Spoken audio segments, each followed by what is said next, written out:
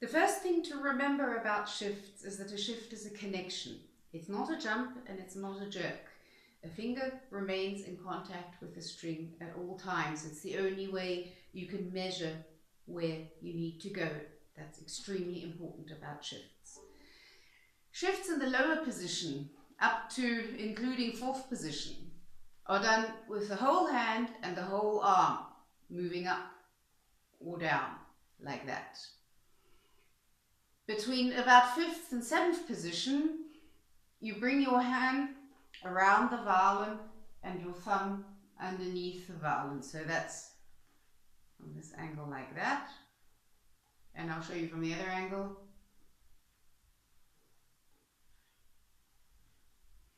In the high positions, it's basically your hand doing it. The arm hardly moves at all.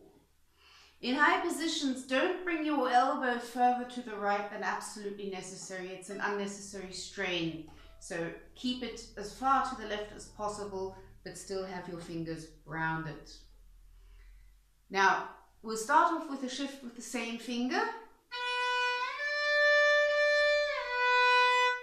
I'll break it up. You start off with the B, then before you start the shift, you release the pressure from the string. That means your finger is still touching the string, but it is not pressing it down anymore. And without pressing down the string, you slide up to the new position until you can hear that you're there where you want to be. And then you press the string down again and press that and play that note. So I'll show you again.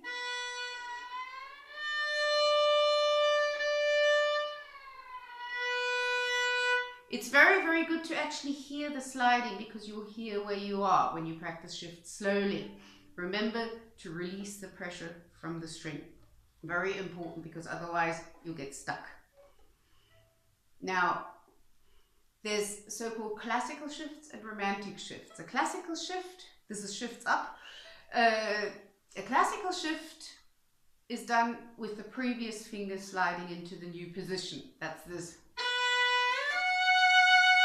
That means the first finger, which has played the B, slides into the new position, and then the third finger plays the F sharp.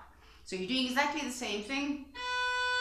Release the tension and the pressure until you're in the new position, and then put down the third finger. A romantic shift is the other way around. The third finger does most of the slide. That means you do actually start off a little bit with the first finger and you change in mid-shift. So that's... I'll do it again. You switch over fingers while you're not pressing down the string. So you'll get... It's musical context which decides whether you do a classical or a romantic shift, and of course your personal taste. Shifts down are always done with the previous finger because you won't get a clean shift otherwise. So never do like that, or never slide in with the next finger playing. It is always the previous finger which shifts down into the new position, and then the next finger is put onto the string. So same thing, release the pressure from the string, shift into the new position, and put the new finger down. It's very, very helpful to actually play the note in between to make sure that you've got the correct hand position and you've actually slid into the right position and not somewhere in between.